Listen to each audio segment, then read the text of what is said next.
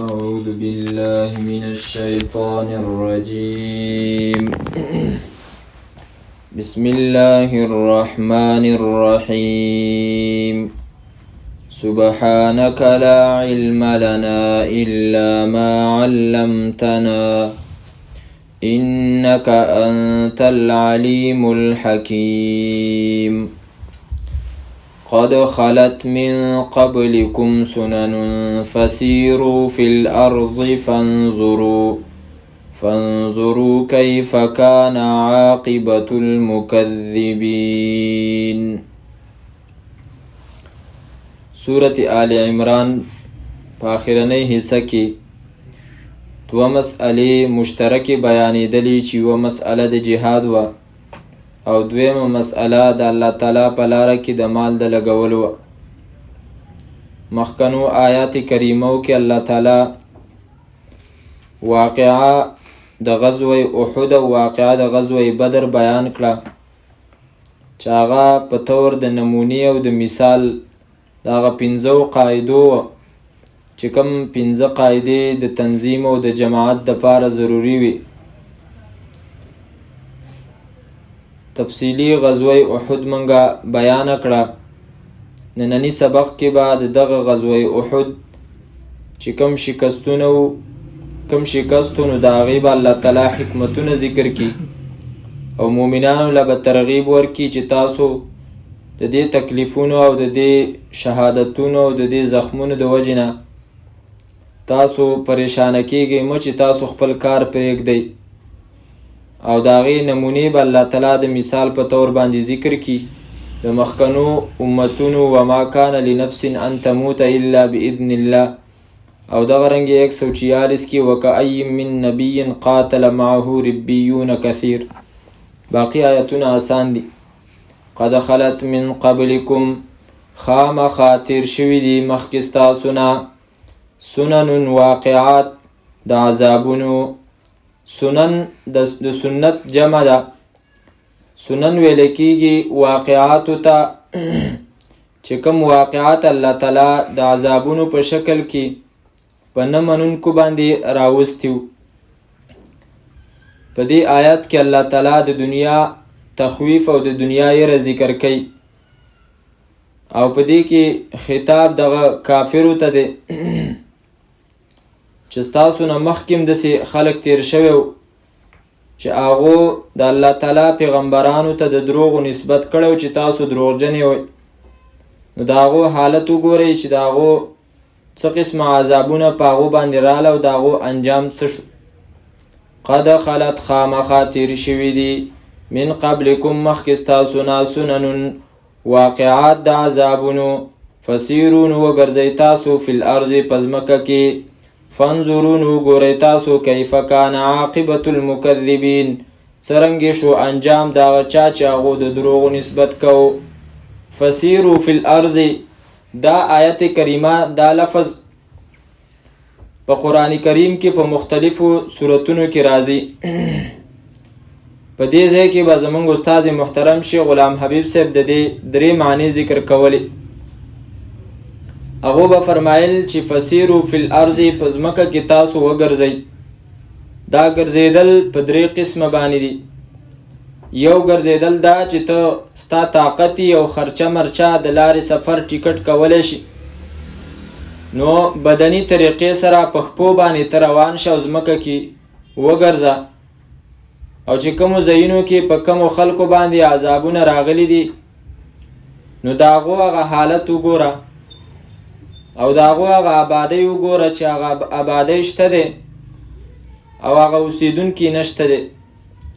بیا به استاد محترم دا فرمایل لکه اټک ته لاړ شه او د اکبر باچا قلعه وګوره چې هغه قلعه اوس هم شته دی او د هغې جوړونکي چې دی نو هغه خاورې شوي دي. پېښور ته لاړ شه بالای حصار وګوره چې هغه شته دی ولاړه ده او د هغې جوړونکي به په کومو زمانو کې مړی. او بیا به شعر ویلو فسر فی بلاد الله سیاحا وكن على نفسك نواحا وامشي بنور الله في أرضه کفا بنور الله مصباحا، چې په ځمکه کې وګرځه او دا ځمکه وینه او بیا په ځان باندې ویر وکه. په ځان باندې ویر مطلب دا چې کم خلکو باندې عذابونه راغلی د هغو اسباب معلوم که. نو که هغه اسباب پتا کیي نو بیا په ځان باندې ویر وکه. او د الله تعالی رڼا چې قرآن دی هغه راواخله، دا ښایسته رڼا ده، په دې باندې ګرځه په ځمکه کې. کیف کانا، فانظروا پسو ګورئ تاسو، کیف کانا څرنګې و عاقبت المکذبین، انجام دا هغه چا چې هغې د دروغو نسبت کو. هذا بیان للناس، دې آیت کې الله تعالی قرآن کریم طرف ته ترغیب ورکوي او مقام د قرآن ذکر کوي. هذا بیان، دا قرآن کریم وضاحت دی للناس د پاره د خلکو. بیانون په عربی کې چې راځي نو د دې په معنا کې وضاحت کولی، دا معنا پکې پرته وي. قرآن کریم د پاره دا لفظ ډیر زیات استعمال شوی، دلته راغلی دی او مختلفو صورتونو په اول سر کې الله تعالی فرمایي کتاب مبین، دا داسې کتاب دی چې بیانونکی دی خپل مقصد لره او دغه رنګې په خپله واضح دی، او چې کوم حکمونه بیانوي نو هغه بالکل واضحه بیانوي. او بیانم ویل کېږي د خبرې وضاحت طرف ته. نو دا قرآن کریم د خلکو د پاره بیان د دې نه چې دی نو بیان وکړه، د دې احکامات ورسوه. وهدن او هدایت دی، وموعظة او نصیحت دی للمتقین د پاره د پرهیزګارانو. قرآن کریم سراپا هدایت ہے، قرآن کریم ټول په ټول دا چې دی نو هدایت دی. مختلفو ځایونو کې الله تعالی دا خبره ذکر کړي، هذا بیان للناس وهدن، دلته هم ذکر کړي. سورة بقره کې هم 2 ځای تیر شوي، شهر رمضان الذي انزل فيه القرآن هدى للناس، او اول سر کې ذلك الكتاب لا ريب فيه هدى للمتقين، وموعظة او نصیحت دی للمتقین د پاره د پرهیزګارانو. نصیحت موعظه دې ته ویل کېږي چې هغه سړی واوري نو د هغې د وجې نه ګناهونه پرېږدي. دا قرآن کریم متقیانو پرهیزګارانو د پاره چې دی نو نصیحت دی چې په دې سره او د دې په اورېدلو سره د هغو ایمان تازه کېږي. او د قرآن کریم دا صفت د مؤمنانو صحابه کرامو په باره کې هم راغلی دی، لکه سورة انفال کې الله تعالی د قرآن کریم او د صحابه کرامو شان ذکر کړی دی. صفحه نمبر 160 او آیات نمبر 2. انما المؤمنون الذين اذا ذكر الله وجلت قلوبهم واذا تليت عليهم آياته زادتهم ایمانا. 5 صفتونه د مؤمنانو. یو، انما المؤمنون، یقینا مؤمنان، الذين هغه کسان دي اذا ذکر الله کله چې یاد کړی شي الله تعالی، وجلت نو پیره شي قلوبهم زلونه د دی، په زلونو کې خوف پیدا شي، یره پیدا شي د الله تعالی. و اذا تلیت او کله چې ولوستلی شي علیهم په دی باندې آیاته آیتونه د الله تعالی، زادتهم نو زیات کی دا آیتونه دی لره ایمانا اثر د ایمان، د ایمان اثر نورم سیوا شي او اعمالو طرف ته توجه نورم پیدا شي. نور سورتونو کې بعینه دغسې چې دی نو آیتونه راغلي دي، لکه سورة توبه په آخره کې راځي و اذا ما انزلت سورة زادتهم هذه ایمانا، ایکم زادته هذه ایمانا. نو دغه رنګې سورة حج کې به هم راشي. وموعظة او نصیحت دی للمتقین د پاره د پرهیزګارانو. ولا تهنوا ولا تحزنوا، دې ته ویل کېږي تشجیع، یعنی په جهاد باندې او دغه رنګې احکامات الهیو په منلو باندې تیزی ورکوي او دغه رنګې ډاډګیرنه ورکوي. صحابه کرامو ته په غزوه احد کې تکلیفونه ډېر ورسېدل، نو خامخا کله کله د زیات تکلیف د وجې نه سړی هغه حوصله پرېږدي او هغه کار پرېږدي. نو الله تعالی فرمایي دغه به نه کوئ. ولا تهنوا او سستی مه کوئ تاسو. وهن ویل کېږي د زړه هغه قوت او طاقت هغه د هغې ختمېدو ته وهن ویل کېږي. لکه پښتانه وایي دا کار مې وکو زړه مې مات شو، نور چې دی نو نشم کولی. دغې ته وهن ویلی کېږي او حزن ویلی کېږي خفګان ته. الله تعالی فرمایي ولا تهنو، او مه بې زړه کېږئ، سستی مه کوئ، ولا تحزنو، او غم مه کوئ، وانتم الاعلون، او تاسو به اوچتې وئ، ان کنتم مؤمنین، که چېرته تاسو مؤمنانې وئ. ذهن کې دا سوال راځي چې الله تعالی فرمایي تاسو غم مه کوئ، حالانکه دا غم نه کول دا خو د انسان په اختیار کې نه دي، بلکې نبی صلی الله علیه وسلم نه پخپله د نبی علیه الصلاة والسلام د زوی ابراهیم چې کله وفات شو نو د هغه د خولې نه دا الفاظ راوتي وو چې انا بفراقک لمحزونون یا ابراهیم، ستا په جدایي باندې موږ ټول پریشان غمجن یو. او الله تعالی فرمایي ولا تحزنوا، غم مه کوئ. بل دا خو په اختیار کې هم نه ده چې داسې مصیبت سړي ته ورسیږي او غم دې نه کړي. نو د هغې جواب دا ذکر کوي علما کرام ولا تحزنو، د دې نه مراد هغه غم دی چې بس ته خپل مقصد استه پرېږدي، چې دا مشکل را باندې رالی بس نور دا کار نه کوم، هسې پرېږدي. نو الله تعالی وایي داسې غم مه کوئ، نور خو اختیاري بې اختیاره غم به خامخا راځي. وانتم الاعلون، او تاسو به اوچتې وئ، ان کنتم مؤمنین، که چېرته تاسو کامل مؤمنان وئ. وانتم الاعلون، اوچتوالی د مؤمنانو دا الله تعالی د ایمان سره تړلی، چې کله په ایمان کې اخلاصي نو په هره خبره کې مؤمن هغه غالبه یو چوتي. ذهن کې اوس دا سوال راځي چېرې مؤمنان اوس شته دی او غلبه د کافرو ده. الله تعالی فرمایي چې تاسو مؤمنانې وئ نو تاسو به اوچتې وئ. نو اوس خو مؤمنان کمزوري دي، تسلط او غلبه او دبدبه د کافرو ده. نو د هغې جواب دا دی، یو جواب دا دی چې دلته الله تعالی فرمایي چې تاسو به زورورې وئ، تاسو به اوچتې وئ، که تاسو مؤمنانې وئ. د دې آیت اولنی مخاطبین چې دی نو هغه صحابه کرام، او هغې بالکل د ایمان په تقاضو باندې پوره و. نو چې د ایمان په تقاضو باندې هغې پوره و نو هغه د غالبه شو. ټیک د لږ وختي شکست په احد کې ملاو شو، خو الله تعالی فرمایي تاسو مؤمنانې وئ نو تاسو به اوچتې وئ، تاسو به زورورې وئ. دویم جواب دا دی چې که عامو مؤمنانو ته خطاب شي نو بیا به هم هغې اوچتي، خو په دې شرط باندې چې د هغو ایمان کمال ته ورسیږي. اوس که کمزوري ده نو په ایمان کې کمزوري ده، ولې نیم حکمونه پوره کیږي او نیم حکمونه نه پوره کیږي. نو د دې وجې نه د ایمان هغه زور چې دی نو نشته دی.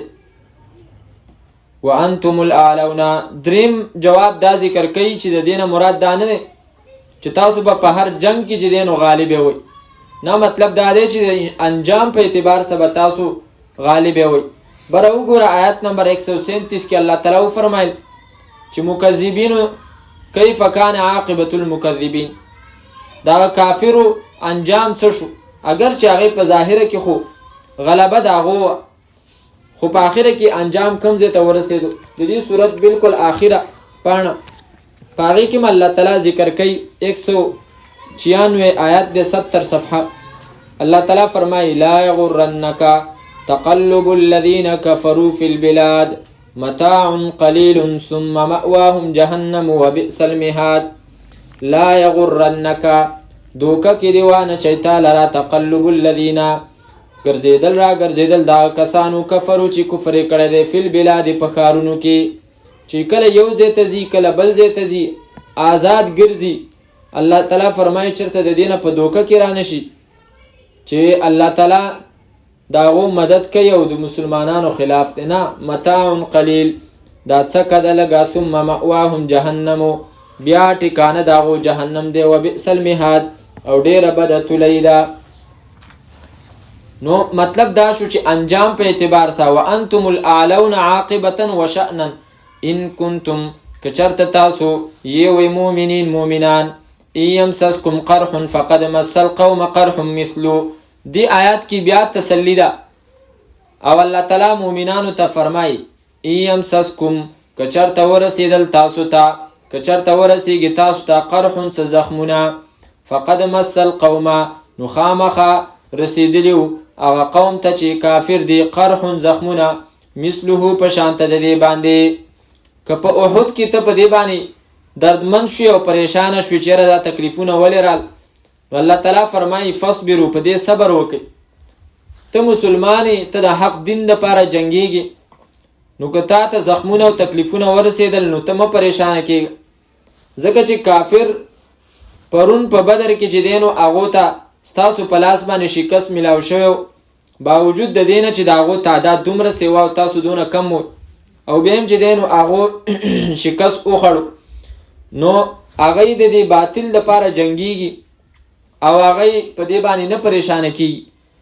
په بدر کې ورته شکست میلاو شو، یو کال پس هغوی بیا را روان دي په تاسو باندې حمله کوي، په احد کې د باندې حمله وکړه. ته د الله د رضا دپاره جنګېږي او هغه د شیطان دپاره جنګېږي. فقاتلوا اولیاء الشیطان ان کید الشیطان کان ضعیفا. ته چې جنګېږي نو ستا دا جنګ دا د حق دپاره دی او د هغه جنګ باطل دپاره دی. ته چې جنګېږي قتلاکم فی الجنت قتلاهم فی النار وقتلاکم فی الجنه، د هغو مړي چې دی نو هغه په اور کې دي او ستاسو مړي هغه په جنت کې دي، نو د هغو زخمونه هغو نه منع کوي د دې خبرې نه چې په تاسو باندې حمله وکړي، نو ستا زخم ولې تا چې دی نو منع کوي. دغسې آیات په سورة نساء کې الله تعالی ذکر کړی دی، صفحه نمبر 87 او آیات نمبر دی 104. ولا تهنوا في ابتغاء القوم، او سستی مکوئ تاسو په لټولو د دې قوم کې، د دې کافرو په وجلو کې او د دې په لټولو کې تاسو سستی نه کار ماخلی.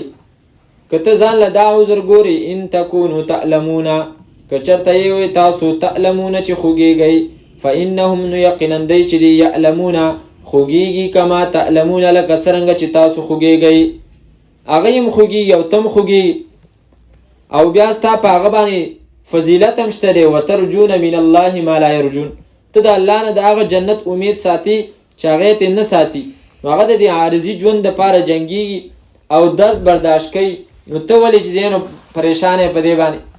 ان یمسسکم، که چېرته ورسېږي تاسو ته قرحون څه زخمونه، نو بیا هم تاسو مه پریشانه کېږئ، فصبروا صبر کوئ. فقد مس القومه، ځکه چې رسېدلي دغه قوم ته قرحون زخمونه، مثله په شانته د دې، وتلک الایام او دغه ورځې، نداولها اړو راړو موږ دې لره بین الناس په منځ د خلکو کې. دې ته مه ګوره چې مخکې موږ غالب وو نو موږ به همیشه غالب یو، نه، دا به د دنیا دا جنګونه د مسلمانانو د کافرو سره دا به کله د یو طرف وي کله به د بل طرف وي.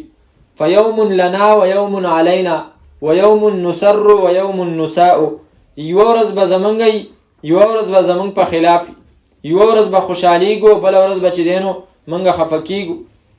نو دغه رنګې د دنیا د کافرو او د مسلمانانو په منځ کې دا جنګونه دا لوړه او جوره ده، دا لوړه او جوره ده، کله به د کافرو طرف وي کله به د دې طرف وي.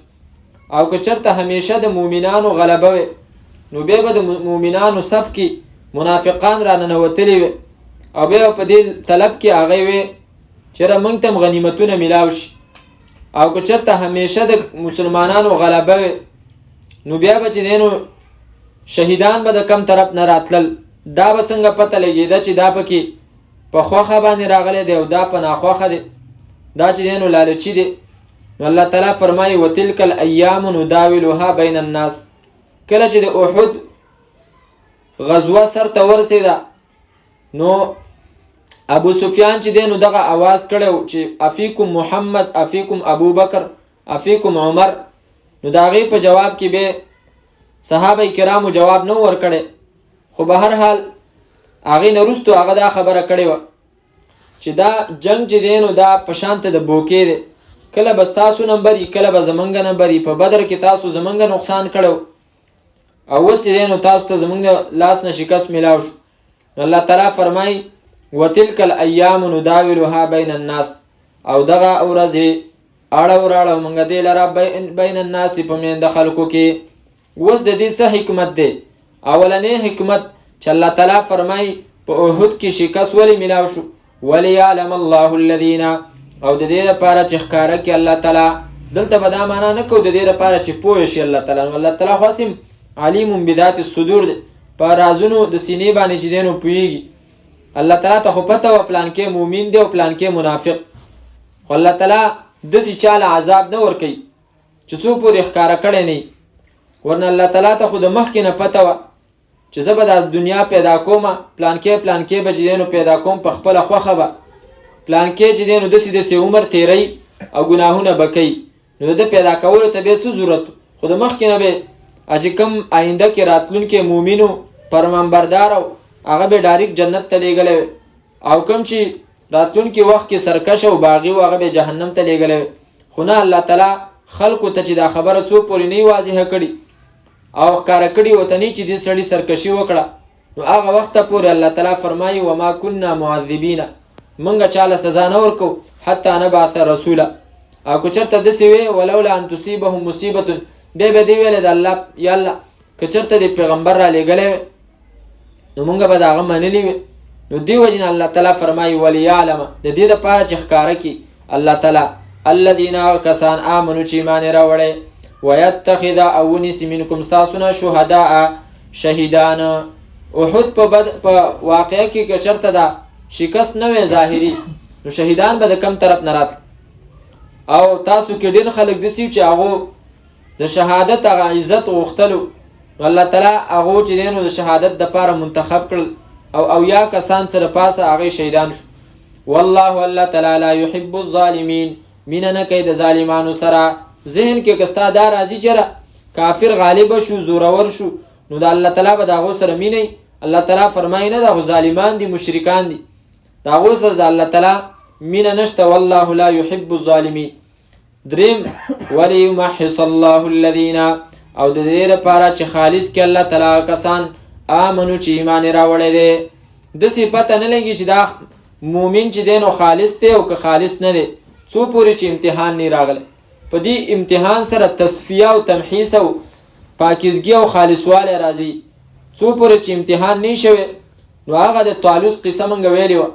بیا به چې دی نو پته نه لګي چې زما کوم ملګري خالص دي او کوم ملګري چې کوم دی نو هغه خالص نه دي او هغه یې براینام دي. د دې وجې نه په مدرسې کې د طالبانو اسانې طریقې سره چې کله استاد د هغو امتحان اخلي او معلوموي چېرې دا کم طالب خبره مني او کم یې نه مني، بس د هغه یو ټیم چوټي پې بند کړ. اسانه طریقه دغه ځای کې زمونږ استادانو به اکثر موږ له د جمعرات د ورځې چوټي بندوله، خصوصا د تخصص په کال چې زمونږ اخرنی کال و، جمعرات په ورځ باندې خو هسې عامه چوټي، هغو به چوټي بنده کړه صرف د دې دپاره چې دا طالبان لږ په خپل نفس باندې کنټرول لري. نو هغه ځای کې چې د نفس خلاف ورزي وکړي نو پته لګي به، ځکه چې کوم کار د نفس مطابقي. مخکې موږ ویلو د ابراهیم علیه السلام په باره کې چې الله تعالی ته امتحانونه اخیستي وو. کوم امتحانونه؟ نو چا ویلو چې دا امتحانونه چې نوکان به کټ کې او برید به چې دی واړه کې او دغه یو څو کارونه، خو هغه موږ ویلو چې دا امتحان نه دی. امتحان خو هغه چې هغه د نفس خلاف. امتحان په دې سره دی چې سار منځه ته پاڅېږي که نه پاڅېږي، دغه مشکل کارونو سره. الله تعالی فرمایي د دې د وجې نه چې دا مؤمنان ته خالص کو پاکي کو. وليمحص الله الذین، او د دې لپاره چې خالص کې الله تعالی کسان آمنو چې ایمان یې راوړی دی، ویمحق الکافرین، او میټاو کی کافران، برباد کی کافران. که چېرته داسې نه وي نو کافر به بیا څنګه چې دی نو هغه ستاسو د لاس نه قتلېدی. دا خو ستاسو په مقابل کې مې راوستل، لږ مې په تاسو زورور کړ، آینده کې به ستاسو په هغو باندې غوسئ او هغو له به چې دی نو ستاسو د لاس نه الله تعالی قاتلوهم يعذبهم الله بأيديكم، ستاسو په لاسونو به الله تعالی سزا ورکړي. ام حسبتم ان تدخلوا الجنة ولما يعلم الله الذين، ام حسبتم آیا ګمان کوئ تاسو ان د دې خبرې تدخلوا الجنة چې داخل بشئ تاسو جنت ته، ولما يعلم الله، او لا وسه پورې نه دي ښکاره کړي الله تعالی الذين هغه کسان جاهدوا منکم چې جهاد یې کړی ستاسو نه، ويعلم الصابرین، او لا نه دي ښکاره کړي صبر کوونکي. په دې کې د غزوه احد بل یو حکمت الله تعالی ذکر کړو چې جنت غواړي او د جنت په لاره باندې نه ځي. ترجو النجاة ولم تسلک سفینتها ولم تسلك مسالكها ان السفينه لا تجري على اليبس. د نجات لار غواړي، جنت غواړي او د هغې په لارو باندې نه ځي، دا خو نشي کېدی چې کشتۍ دې په وچه باندې روانه شي. نو دغه رنګې ته جنت غواړي او د مشکلاتو نه ځان بچ کې. احسب الناس ان یترکوا ان یقولوا آمنا وهم لا یفتنون. خلکو دا ګمان کړی دی چې موږ به په دې خبره باندې پرېښودی شو چې موږ ایمان راوړی دی او په موږ به ازمایښونه نه راځي. نه د الله تعالی فرمایي ولنبلونکم بشیء من الخوف. یره به هم د باندې راځي، لوږه به هم راځي، تنده به هم راځي. دغه رنګې اهل و عیال کې به جدایي راځي، د هغو مرګونه دي، بیمارینې دي، دا ټول به په تاسو باندې راولم. په دې سره به ستاسو چې دی نو امتحاني. آیت ته چې سړی وګوري ډېر مشکل. په دې خبره باندې چېرې جنت ته تلل بغیر د مشکلاتو نه نه کېږي، بغیر د صبر نه نه کېږي. ویعلم الصابرین. الله تعالی فرمایي چې دا خو به کومه چې مجاهدین هغه پکې ښکاره کم، صبر کوونکي پکې ښکاره کم. اوس جنت ته تلل هغه لازمي نه ده چې خامخا د دې مشکلاتو سره تړلي. ځکه الله نبی علیه الصلاة والسلام فرمایي من قال لا اله الا الله دخل الجنه. چا چې لا اله الا الله وویل نو جنت ته به داخلېږي. خو هغې نه مراد هغه داخلېدل دي چې کوم داخلېدل هغه لکه اخرني انجام کې دي، آخره کې دي. او دلته مراد هغه ننوتل دي د مشکلاتو نه وروستو چې کوم فورا ننوتل دي. الله تعالی فرمایي فورا ننوتل بیا به خامخا مشکلات راځي. نو صحابه کرامو باندې الله تعالی دا مشکلات راوست.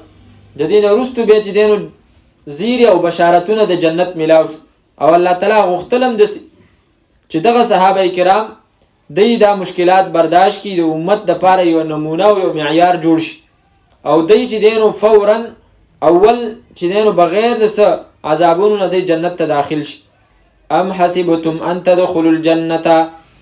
آیا ګمان کوئ تاسو چې ننوځئ تاسو جنت ته؟ ولما یعلم الله. او لا وسه پورې نه دي ښکاره کړي الله تعالی هغه کسان جاهدو چې جهاد یې کړی منکم ستاسو نه. ویعلم الصابرین. او لا نه دي ښکاره کړي صبر کوونکي. صبر په دین کې چې دی نو دا یو بنیادی حیثیت لري او د اکثرو حکمونو هغه تړون د صبر سره دی. چې صبر نه نو په هر ځای کې چې دی نو انسان د شیطان ښکار کیږي، د نفس ښکار کیږي. صحابه کرامو ته الله تعالی فرمایلیو په تاسو به امتحان کوم. ولنبلونکم بشیء یا ایها الذین آمنوا لیبلونکم الله بشیء من الصید. په ښکار سره به ستاسو چې دی نو امتحان کوم. هغه به څنګه تناله ایدیکم، ستاسو لاسونه به هغه ښکار نیولی شي. دغه رنګې ستاسو غشي به هغو ته رسېدلی شي. او دغه رنګې د بني اسرائیلو هغه میانو کذلک نبلوهم بما کانوا یفسقون. سورة اعراف کې به راشي چې هغو میان به بالکل ښکاره و، خو دا د الله تعالی د طرف نه امتحان و. نو دغه ځای کې چې دی نو صبر د انسان هغه په دغه امتحان کې هغه غالبه کوي کامیابی. او که دا صبر نه نو بیا چې دی نو په قدم قدم باندې د انسان دپاره شرمندګیم ده، رسواییم ده، د دنیا هم ده او د آخرت هم. ویعلم الصابرین. او لا وسه پورې نه دي ښکاره کړي الله تعالی صبر کوونکي. ولقد کنتم تمنون الموت من قبل ان تلقوه. غزوه احد په اول سر کې موږ دا ویلو چې د نبی علیه الصلاة والسلام تمنا دا و چې په مدینه کې پاتې شو او د کافرو مقابله وکړو. خو صحابه کرام چې د بدر په موقع کې اچانک کم صحابه کرام د نبی علیه الصلاة والسلام ستلیو او هغوی شهیدان شوي تقریبا 14 کسان. نو د پاتې کسانو دا ارمان کړی، دا ارزو وه چې موږ له الله داسې یوه موقع په لاس راکړي چې موږ په جهاد کې شریک شو، د شهادت غټې مرتبې ته موږ ورسو. نو دې وجې نه هغو نبی علیه الصلاة والسلام ته دا عرض وکړو چې د الله پیغمبره موږ به خامخا د دې کافرو مقابلې دپاره بهر ته وځو. نو د دې وجې نه الله تعالی فرمایي تاسو دا ارمان کولو چې موږ د مرګ د شهادت چې دی نو د هغې سره میلاو شو. اوس تاسو میلاو شوئ او بیا تاسو چې دی نو تښتېدلی یو طرف ته او بل طرف ته. ولقد کنتم. او خامخا په تحقیق سره وی تاسو تمنون الموت چې ارزو کوله تاسو د مرګ من قبل ان تلقوه مخکې د دې نه چې تاسو ملاو شي د دې سره.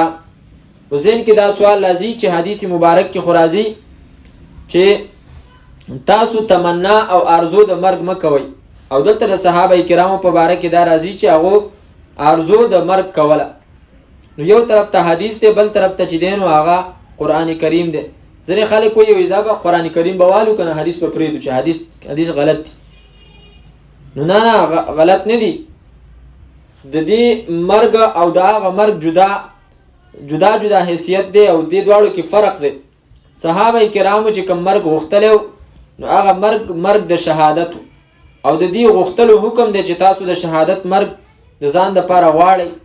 حضرت عمر رضی الله عنه به دعا کوله اللهم ارزقني شهادة في سبيلك واجعل موتي ببلد رسولك. او دغه رنګ حدیث کې راځي من سأل الله الشهادة بصدق قلبه بلغه الله منازل الشهداء وإن مات على فراشي. یو کس دی او هغه ارزو تمنا دا ده چې ماته شهادت مرګ ملاو شي، خو هغه چې دی نو په بیماری د وجې نه په بستره باندې په هغه باندې مرګ رالی، نو الله تعالی به دا د شهادت مرتبې ته رسی. او حضرت عمر رضی الله عنه دعا مشهوره چې الله زما مرګ په مدینه کې او د شهادت مرګ راله په مدینه کې راکړي. دواړه دعاګانې ول الله تعالی قبول کړي. مرګ هم د شهادتو ځکه د کافر د لاسه د مانځه په حالت کې شهید شو، او دغه رنګې په مدینه منوره کې دننه مسجد نبوي کې. نو به هر حال د دې دواړو مرګونو په منځ کې چې دی نو فرق دی. یو کس مرګ غواړي د دنیا د مشکلاتو د وجې نه، نو دغه ګناه ده. ځنو ګاڼو باندې شاته څه عجیبه جملې لیکلي. پرون یو رکشه باندې لیکلي چې خودکشی کا ارادہ تو نہیں ہے لیکن دعا کرو کہ کسی حادثے کا شکار ہو جاؤں. چې اراده خو مې نشته د خودکشي، خدا دعا کوو چې څه حادثه را باندې راشي او مړ مې. نو دا غلطي خبرې د دنیا د مشکلاتو د قرضونو پریشانیو د وجې نه د مرګ آرزو به نه کې. که چېرته داسې فتنې راشي چې هغه فتنو کې ستا ایمان ته خطرئ، نو هغه ځای کې بیا داسې دعا کولی شي چې الله زما دپاره که په مرګ کې خیري نو ماله مرګ راکړي، او که په ژوند کې مې خیري نو الله زما ژوند اوږد کړي، اعمال به ډېر وکړي، دغه رنګې تا ته به د نیکو موقع میلاو شي. ولقد کنتم تمنون الموت، او خامخا وایي تاسو چې تمنا کوله د مرګ، یعنی مرګ د شهادت هم غوښتلو، من قبل ان تلقوه مخکې د دې نه چې میلاو شي تاسو د دې سره. فقد رأیتموه، نو خامخا تاسو ولیدو دا، وانتم تنظرون، په داسې حال کې چې تاسو کتل. وما محمد الا رسول. د غزوه احد په موقع کې حضرت مصعب ابن عمر رضی الله تعالی عنہ چې هغه په شکل کې د نبی صلی الله علیه وسلم سره مشابه و، نبی علیہ الصلوۃ والسلام هغه له جنډه ور کړی و دا، او هغه د نبی علیہ السلام سره جوخ ولاړو. ابن قمیه چې مخکې موږ د هغه تذکره کړی و، هغه په ګټه نبی علیہ الصلوۃ والسلام ویشتو. نو د هغه مخې ته چې دی نو مصعب ابن عمر رضی الله عنه ودرېدو او هغه په حمله وکړ، نو حضرت مصعب شهید شو. نو هغه دا आवाज وکړو چې ما نبی علیہ الصلوۃ والسلام چې دی نو شهید کړی دی، وجلی مې دی. نو کله چې دا आवाज وشو صحابه کرام، فطرتي خبره ده، هغه چې کوم دی نو هغه زړونه وښیدل او خپې چې دی نو درنې شولې.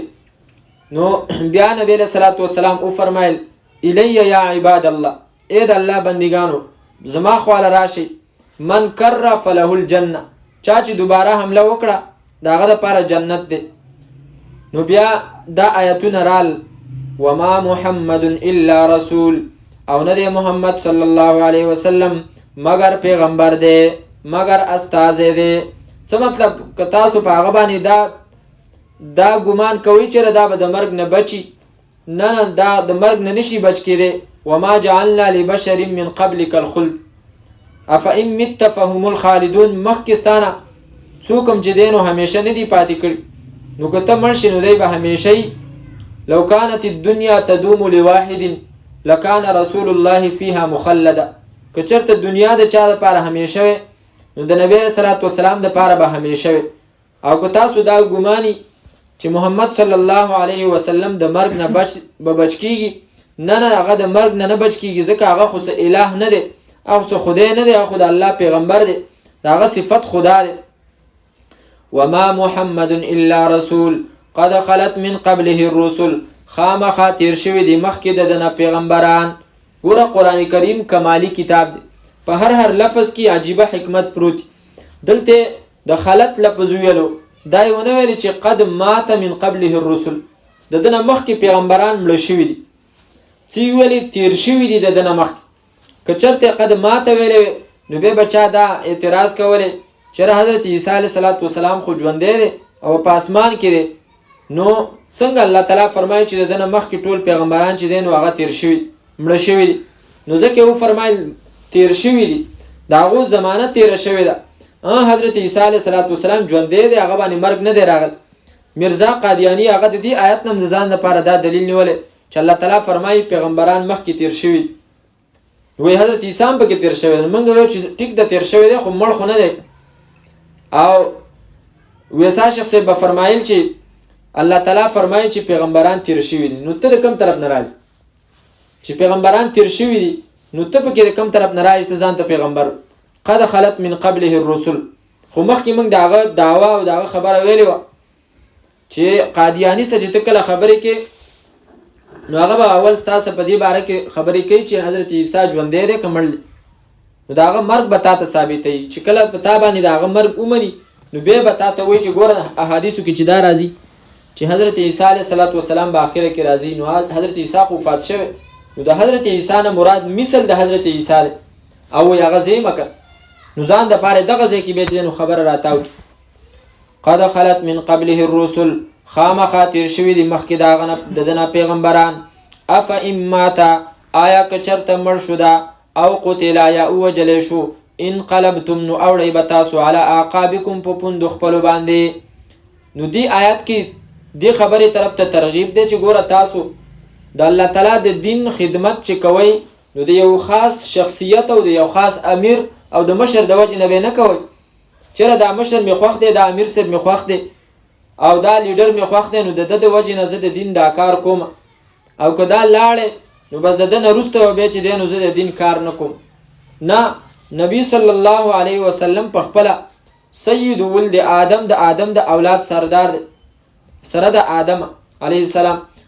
خو د دې نه باوجود په هغه باندې به مرګ راځي، نو تاسو به چې دی نو د دین خدمت د هغه د وجې نه کوئ، د هغه دپاره به نه کوئ بلکې د الله تعالی دپاره به کوئ.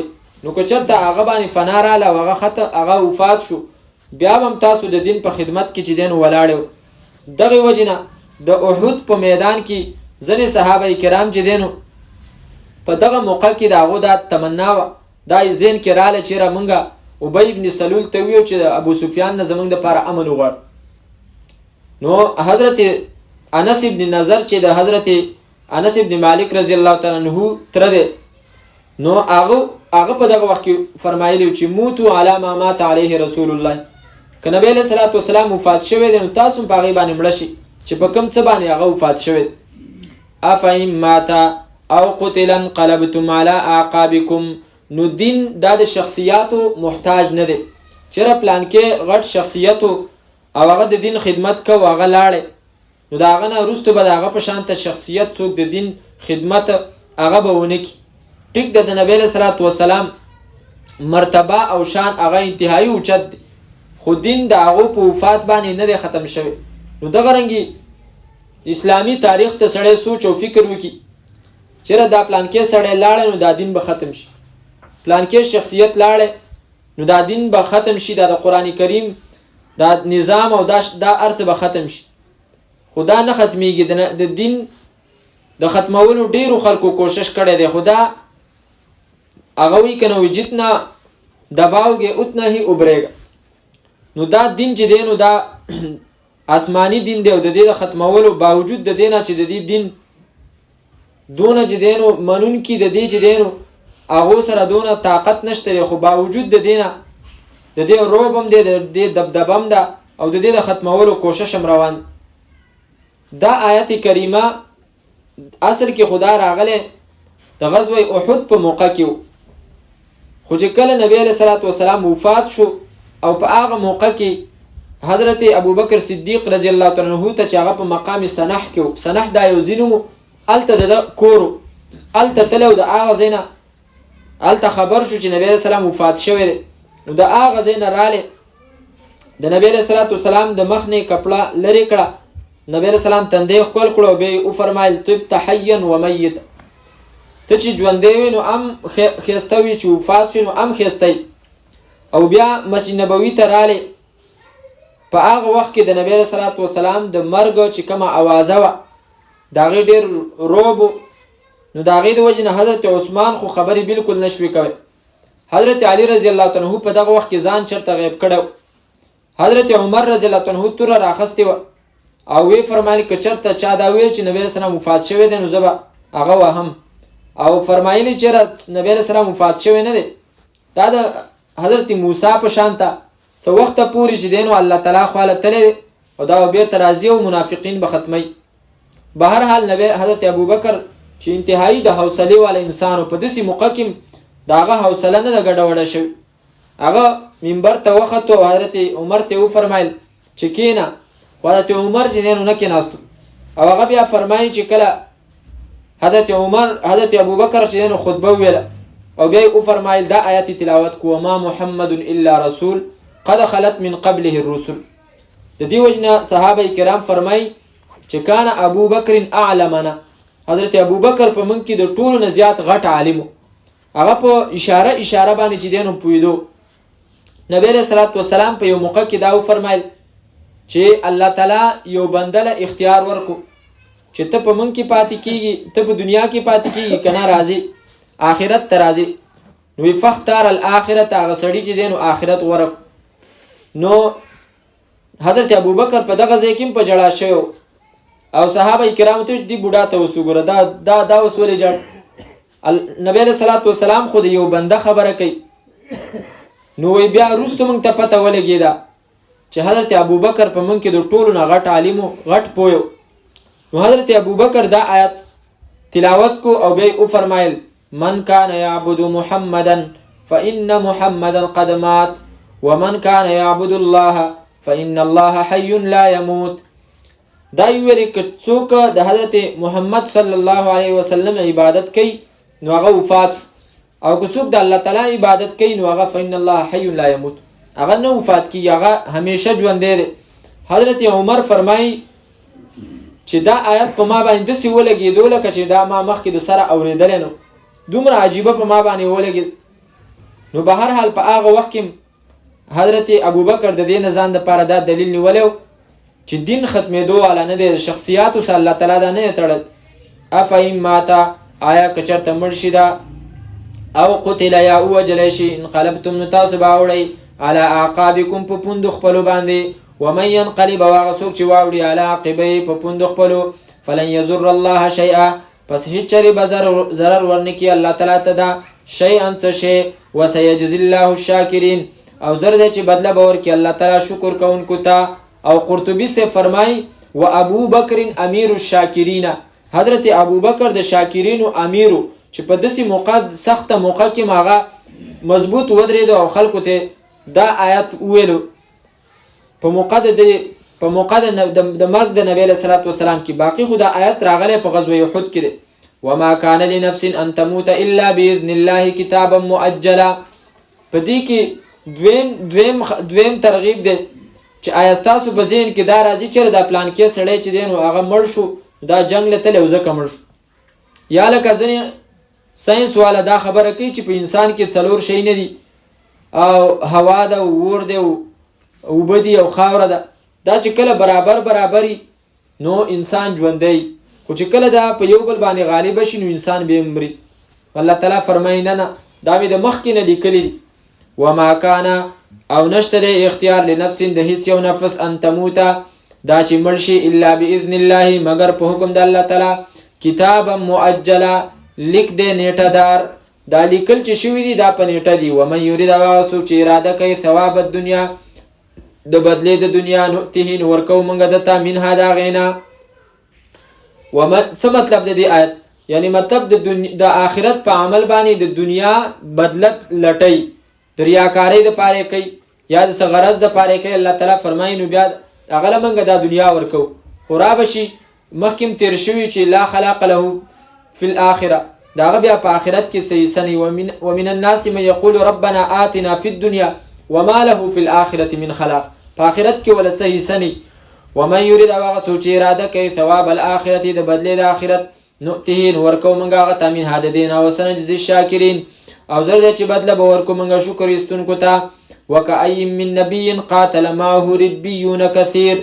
دی آیات کې مؤمنانو ته چې دینو بیا زورنه ده چې تاسو د مخکنو انبیای کرامو چې کوم ملګری او متبعین داغو په شان ته ولې نشوي داغو حالت خداو چې کله دغه پیغمبر سره به ملګری او هغه به د کافرو سره جنگیدل خدای ته به زخمونه تکلیفونه پریشانین ورسېدي خدای کې به تبدیلی نه رات کمزوری به نه رات دشمن ته به ځان نه ذلیل کو وکأی من نبی او ډیر د پیغمبرانو نه قاتل جنگ کړي دي معه دا په ملګرتیا کې ربیون کثیر خدا پرستو ډیرو ربیون هغه کس ته ویل کېږي چې هغه په حق باندې او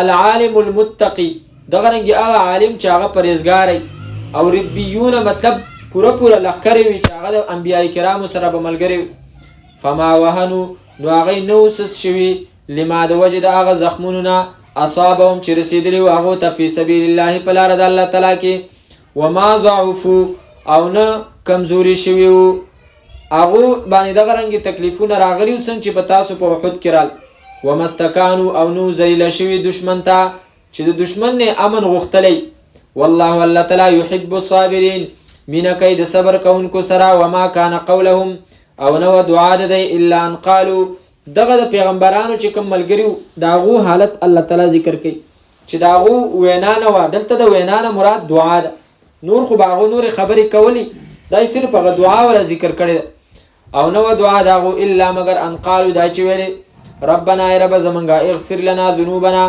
بخنه وکمنګا تا ذنوبنا د ګناهونو زمنګا و اسرافنا او د زیاتی زمنګا فی امرنا پکار زمنګا کې وثبت اقدامنا او مضبوط کا قدمونه زمنګا وانصرنا او مدد وک زمنګا علی القوم الکافرین په خلاف دا قوم چې هغه کافر دي.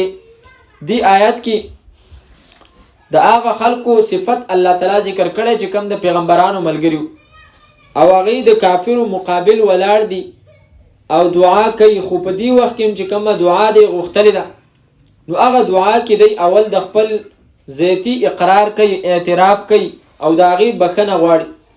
د دې نه معلومه شوه چې انسان له پکار دي چې هغه په خپلو اعمالو کې نظر په ګناه باندې وساتي چې زما ګناهونه څونه دي او دې ته دې نه ګوري چې زما نیک اعمال څه دي او څومره دي او اردو کې وایي نیکي کر او دریا مې ډال نیکی وکوه دریاب ته واچوه ځان هغې نه بیا چې نو غافله شه بیا خلکو ته مه ذکر کوه بیا به ریاکاري دې نه وشي خو هغه خپلو ګناهونو باندې نظر ساته نو دې وجې نه تکبر او غرور به بیا د پکې نه راځي.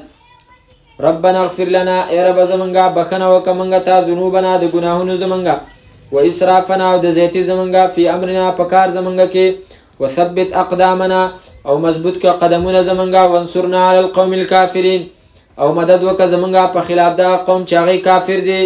فآتاهم الله پس وربکو هغو ته الله تعالی وربکړل هغو ته الله تعالی ثواب الدنیا بدله د دنیا و حسن ثواب الاخره او ښایسته بدله د آخرت.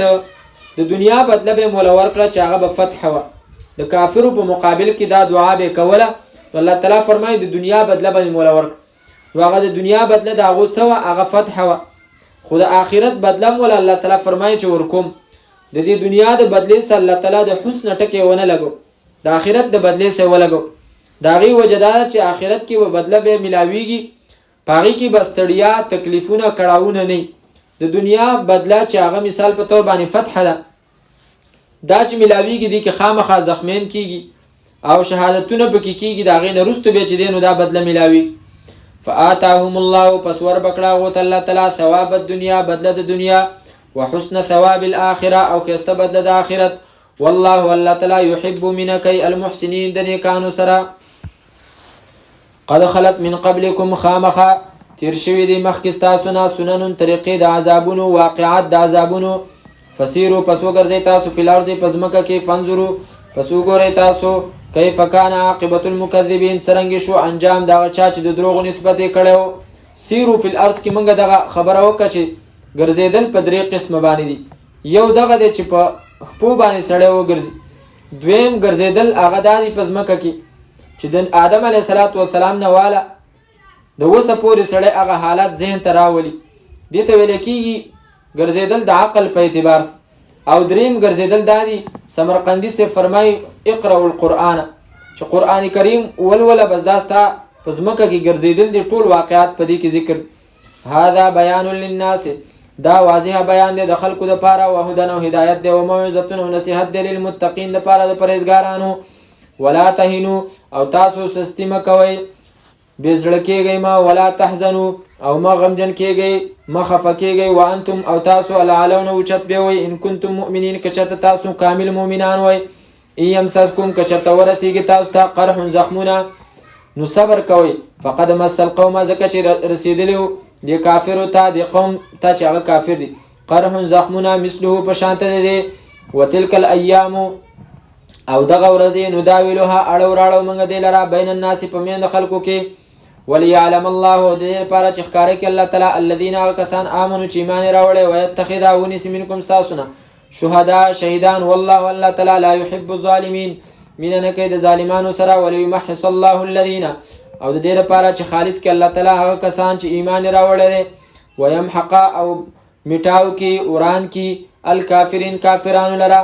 ام حسبتم آیا ګمان کوئ تاسو ان تدخلوا الجنة دا چې تاسو به ننوځئ جنت ته ولما يعلم الله او لا اوسه پورې نه دي ښکاره کړي الله تعالی الذین کسان جاهدوا چې جهاد یې کړی منکم ستاسو نه ويعلم الصابرین او لا نه دي ښکاره کړي صبر کوونکي. ولقد کنتم او خامخا په تحقیق سره وایي تاسو تمنون الموت چې ارزو بم کوله د مرګ یعنی د شهادت من قبل ان تلقوه مخکې د دې نه چې تاسو ملاقات وکړئ د دې سره. فقد رأيتموه پس خامخا ولیدو تاسو دا مرګ وانتم تنظرون او تاسو قتل. وما محمد او نه محمد صلی الله علیه وسلم الا رسول مگر پیغمبر دی استاذ دی. قد خلت خامخا تیر شوی دی من قبل مخکې ددنه الرسول نور پیغمبران. اف ان مات آیا پس که چرته مړ شي دا او قتل یا وجل شي انقلبتم نو واپس کېږئ به تاسو اوړئ به تاسو علی اعقابکم په پوندو خپلو باندې. ومن ينقلب وغه څوک چې واوښتو علی عقبیه په خپلو پوندو باندې فلن یضر الله پس هیڅ چرې ضرر نشي ورکولی دا الله تعالی ته شیان څه شی. وسیجزي الله الشاکرین او زر دی چې بدله به ورکړي الله تعالی شکر ایستونکو ته. وما کان لنفس او نشته د اختیار د هیڅ یو نفس دپاره ان د دې خبرې تموته چې مړ شي الا مگر باذن الله په حکم د الله تعالی باندې کتابا مؤجله لیک دی نیټه دار. ومن یرید او هغه څوک چې اراده کوي ثواب الدنیا د بدلې د دنیا نؤتیه ورکو موږ دته منها د دینه. ومن یرید او هغه څوک چې اراده کوي ثواب الاخرت د بدلې د آخرت نؤتیه ورکو موږ دته منها د دینه. وسنجزي الشاکرین او زر دی چې بدله به ورکو موږ شکر ایستونکو ته. وکأی من نبیین او ډېر د پیغمبرانو نه قاتله جنګ کړی معهو د هغه په ملګرتیا کې ربیونه خدا پرستو خلکو کثیر ډېرو. فما وهنو پس نو کمزوري شوي هغوی لما د وجې د هغه زخمونو نه اصابهم چې رسېدلي وو هغو ته فی سبیل الله په لاره د الله تعالی کې. وما ضعفوا او نو کمزوري شوي وما استکانو او نو ذلیله شوي دشمن ته. والله الله تعالی یحب الصابرین مینه کوي د صبر کوونکو سره. وما کان قولهم او نو دعا د هغو الا مگر ان قالو دا چې ویلې ربنا یا رب زمونږه اغفر لنا بخښنه وکړه موږ ته ذنوبنا د ګناهونو زمونږه و اسرافنا او د زیاتي زمونږه فی امرنا په کار زمونږه کې وثبت اقدامنا او مضبوط که قدمونه زمونږه وانصرنا او مدد وکړه زمونږه علی القوم الکافرین په خلاف دا قوم چې هغوی کافرو چې هغوی کافر دي. فآتاهم الله پس ورکړل هغو ته الله تعالی ثواب الدنیا بدله د دنیا و حسن ثواب الاخره او ښایسته بدله د آخرت. والله الله تعالی یحب المحسنین مینه کوي د نیکي کوونکو سره. الحمد لله رب العالمين والعاقبة للمتقين والصلاة والسلام على نبينا محمد وآله وصحبه أجمعين. ربنا آتنا في الدنيا حسنة وفي الآخرة حسنة وقنا عذاب النار. ربنا اغفر لنا ذنوبنا وكفر عنا سيئاتنا وتوفنا مع الأبرار. ربنا وآتنا ما وعدتنا على رسلك ولا تخزنا يوم القيامة إنك لا تخلف الميعاد. يا الله زمن صغيرة كبيرة گناهنا معاف یا الله دې درس کې کومې غلطۍ نه کېږي د دې اصلاح کولو توفیق راکړه یا الله د دې قرآن کریم سره دا تعلق زمونږ د مرګه پورې وساته دا زمونږ د ژوند ملګری زمونږ د قبر زمونږ د حشر زمونږ د جنت ملګری یا الله په دې باندې صحیح عمل کولو د دې صحیح خدمت کولو توفیق راکړه څومره کسان بیماران دي الله هغو له شفای کامله عاجله ورکړه څومره کسان وفات شوي د هغو ټول مغفرت نصیب کړه زموږ کورونو کې الله خیر او برکت پیدا کړه یا الله زموږ په ماشومانو کې د علم استعداد پیدا کړه یا الله زموږ څومره پریشانۍ دي هغه ټولې پریشانۍ حل کړه ربنا آتنا في الدنيا حسنة وفي الآخرة حسنة وقنا عذاب النار ربنا تقبل منا إنك أنت السميع العليم وتب علينا إنك أنت التواب الرحيم وصلى الله تعالى على خير خلقه محمد وآله وصحبه أجمعين برحمتك يا رحمن